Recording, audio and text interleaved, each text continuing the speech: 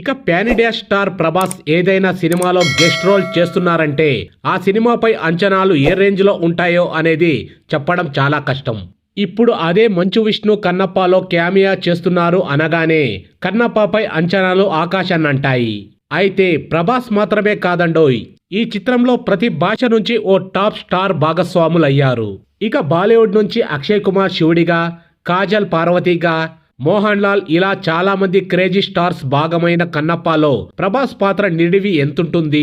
క్షణాల్లో మాయమయ్యే పాత్ర కాదు కదా, కాస్త నిడివి ఉన్న పాత్ర అయితే సినిమాకి హెల్ప్ అవుతుంది కదా అనేది ప్రభాస్ ఫ్యాన్స్ డౌట్.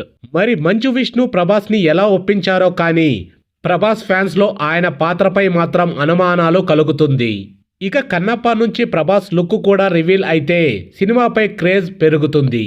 కానీ ప్రభాస్ పాత్రపై క్లారిటీ రాదు. ఇలాంటి సమయంలో కన్నప్పపై ఎలాంటి హోప్స్ పెట్టుకోవాలో